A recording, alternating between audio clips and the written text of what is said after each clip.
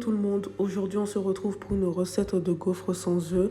Pour commencer la recette, nous aurons besoin de 400 g de farine, 60 g de sucre, 30 centilitres de lait, 2 cuillères à soupe d'huile, un sachet de levure chimique et pour terminer, une pincée de sel. Donc voilà les ingrédients pour pouvoir réaliser des gaufres sans œufs.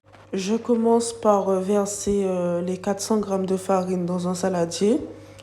Ensuite, je viens prendre les 60 g de sucre que je vais aussi verser dans le saladier. Après avoir versé le sucre, je vais prendre le sel. Donc, il faut rajouter une pincée de sel. Et le mieux, c'est de prendre en fait une cuillère. Mais moi, j'ai fait comme ça et tout. Donc là, je m'assure de mettre une pincée de sel. Après ça, je vais prendre le fouet. Donc, je vais tout simplement mélanger le tout. Mélanger le sel, le sucre pour que ça puisse bien imprégner la farine et tout. Donc, vraiment, ne pas hésiter à bien mélanger. Ça, c'est très important. Je verse ensuite de l'huile de colza. Donc, concernant l'huile, en fait, vous choisissez en fait l'huile qui vous convient le mieux.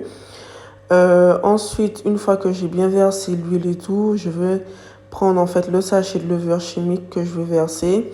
Donc, ça équivaut à 11 g en sachet. Ensuite, pour finir, je vais verser, donc rajouter le lait. Donc, c'était 30 centilitres de lait. Comment vous dire que c'est compliqué de vous montrer et en même temps touiller avec le fouet. Mais en tout cas, vous aurez compris que voilà, le lait, il faut le mettre vraiment petit à petit pour éviter les grumeaux. Donc, vraiment verser délicatement à chaque fois, en fait.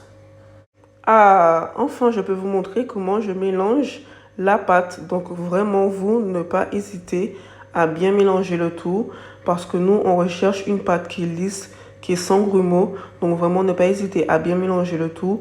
Une fois que la pâte, elle est terminée, il va falloir la laisser reposer 30 minutes dans un endroit qui est sec, à l'abri de la chaleur, de la lumière. Donc, une fois que les 30 minutes seront écoulées, là, on va commencer à faire la préparation des gaufres, etc. Donc là, je vais commencer par huiler l'appareil en fait pour pouvoir justement commencer à poser les gaufres.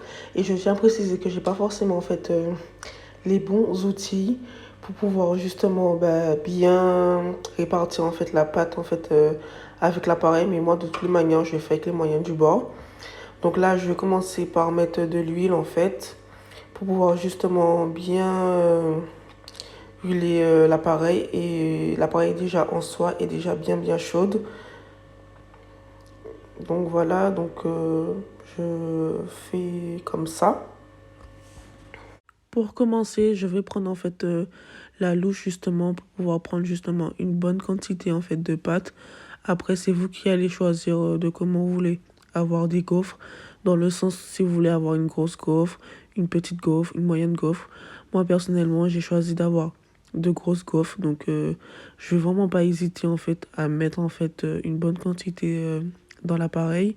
Ensuite, comme moi je vous ai dit tout à l'heure, j'ai pas forcément les outils en fait pour pouvoir justement bien faire les gaufres, mais au final ça va bien se passer. Donc là, j'essaye vraiment de répartir en fait la pâte en fait dans les deux côtés, voilà, dans les deux sens, tout simplement. Ensuite, bien étaler. Et après ça, il va falloir laisser 3 à 4 minutes en fait de cuisson. Et en fonction de l'appareil en fait à gaufre que vous avez, ça peut être moins. Mais moi, personnellement, je sais que l'appareil de gaufre, justement, de Action, ça chauffe vraiment vite. J'ai même été étonnée en fait. Donc voilà, c'est vraiment puissant. Et donc voilà quoi, donc 3 à 4 minutes de cuisson, pas plus.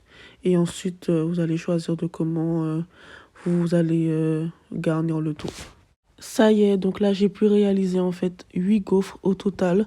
Donc voilà, c'est plutôt pas mal. Donc 8 gaufres sans œufs.